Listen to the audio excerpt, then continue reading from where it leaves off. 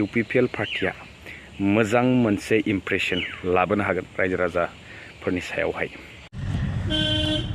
4 बोसोर सिगां मानव गेदेर जोंहा बिश्वजित दैमारि सारा मा बुंनायमोन BTC एकर्डखौ लानानै आरो BTR एकर्डखौ लानानै मा जाथावनामोन नैबेनि फारसे बुंगोन आरो BCDCनि मोनसे मोजां खौरां फैदों नैबेखौबो भिडिअनि गेजेरजोंहाय कभार खालामगोन। बेनिफ्राय BJPया हारसिङै इलेक्शन कन्टेस्ट खालामनायनि फारसे गोबां बायदिसिना खोथा सिखांदों नैबेखौबो सावरायनो थांगासिनो दं। स' आसा खालामदों नोंथांमोना भिडिअ जोबजासिम थागोन होननानै आं गारिनिफ्राय ओंखारबानो नोंथांमोनजोंहाय बे खोथाखौ डिटेल्सै सावरायगोन।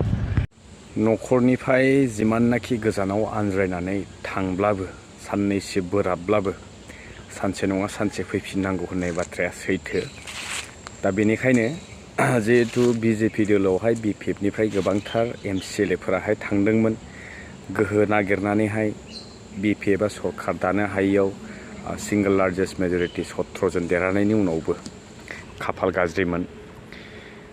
दा जिहेतु बारहावा बारफिनबाय बिसायख'थिया बारहांबाय मोदोमहांबाय खोनासोनो मोनलायबाय दा BJPया हारसिङै गेलेगोन होननानै लानाय जे सिद्धान्त नैबेनो बिथांमोननि थाखाय मोनसे gwदनयाव फान्दो लागायनाय बायदि बिथांमोननि थाखाय गोबां जेंना दिन्थिदों। लोगोसेनो एलायन्सआव थाफानाय जोंहा UPPL पार्टी GSPआथ' गैखाला।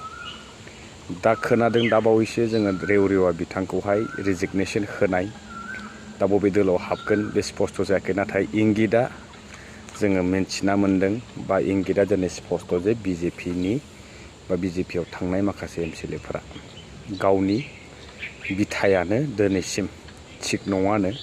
माने बिथांमोना गावनि समस्थियावनो टिकेट मोनगोन ना मोनला गेलेनो मोनगोन ना मोनला बे सन्देह जाना फैदों जायनि जाहोनाव बिथांमोना दिनै सावरायगासिनो दं होननानै मिथिनो मोनो BPF दोलोआवहाय फिन खनसे हाबफैफिननो थाखाय दरखं दरखं कलिं बेल दामनायखौहाय खौरां मोननो हायो।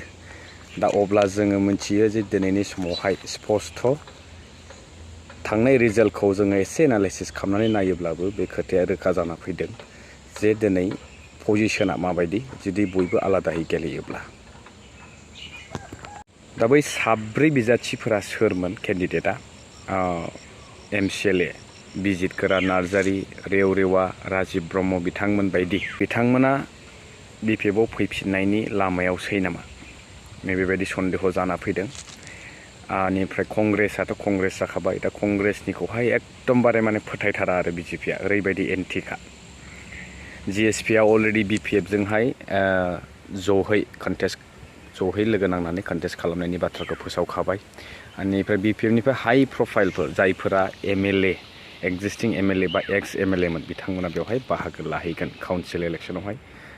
जोबोद स्पष्टयै बुंनो हायो जे गोख्रों फाइट मोनसे नुनो मोनगोन आरो बे डु अर डाइ सिटुएसन मोनसे जिहेतु नैबेनो निर्णय खालामगोन जोंनि BTCनि माखासे जे जानो गोनां एमेन्डमेन्टनि सायावहाय BTR एकर्डखौ लानानै बा BTC बे मोननैयावहाय माबे सोलाय सोल' खालामजाथावना बियो नैबेजों डिसिसन लानाय जागोन। नैबे बिसायख'थिया जोबोद इम्परटेन्ट जिहेतु अमित शाह बिथाङा 2 बोसोरनि समाय लानायाबो नैबेजोंनो सोनारगोन जे इमप्लिमेन्टेसना थारैनो मावफुंजाथावना नंगौना नङा।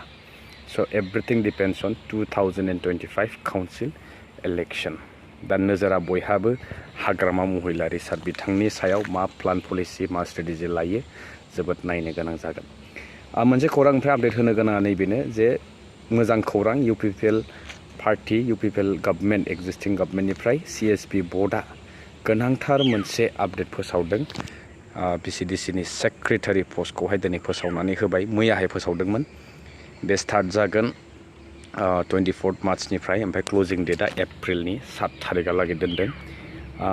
हयथ' बियो अनलाइन जानांगौ एबारनि एप्लिकेशना जो थांनाय बाराव जों नुदोंमोन गोबांथार IPO मोनैनि जाहोनाव बेले बेजे जानाय केन्डिडेट्स जायफोराहाय इन्टारेस्टेड बिथांमोना एप्लाइ खालामनो हायि बेबायदि उसुबिदाखौ नोजोर होनानै हयथ' बे बारावहाय अनलाइननि सुबिदाखौ खालामगोन होननानै मिजिंथियो। 420 लोगोसेनो 420 पस्ट बेवहाय एप्लाइ खालामनो मोनगोन। इम्परटेन्टलि गोदानै सोसनजानाय 60 भिलेजेस सनितपुर बिश्वनाथ उदालगुरि डिस्ट्रिक्टआव जे बिथांमोनखौहाय मार्ज खालामबाय बिथांमोना बेवहाय एप्लाइ खालामनो मोनसिगोन होननानै मिथिनो मोनो जोबोद इन्टारेस्टिं जागोन आरो पस्टआ जोबोद मोजां CDC सेक्रेटारिनि पस्ट सेलारियाबो गोबां मोजां नोंथांमोना नायनो हागोन एडभार्टाइजमेन्टआवहाय डिटेल्स बेवहाय CSP नि पर्टेलाव थांनानै नोंथांमोना बेनि डिटेल्सखौ लानो हागोन मोजां खौरां जुदि बेफोरो साक्सेसफुली जुदि एपइन्टमेन्ट होजोबनो हायोब्ला हयथ' लास्ट मोमेन्टआवहाय UPPL पार्टिया मोजां मोनसे इम्प्रेसन लाबोनो हागोन रायजो राजाफोरनि सायावहाय आसा खालामदों जे जाखिनि पस्ट अलरेडि एग्जाम फाथिनो गोनां दंबावो एपइन्टमेन्ट होनो गोनां दंबावो बेफोरो जुदि साक्सेसफुली टार्म जोबैनि सिगां जालाङोब्ला माबा मोनसे नङा माबा मोनसे मोजां इम्पेक्ट रायजो राजाफोरखौहाय बोनो हानायावहाय खाबु मोनगोन होननानै आसा खालामदों बयबो रायजो राजाफ्रा नैबेखौहाय नोजोर होनानै दङ स' नैबेसोमोन दिनैनि आपडेटआ लोगो मोनसिगोन नेक्स्ट भिडिअ टिल देन स्टे टिउन बाय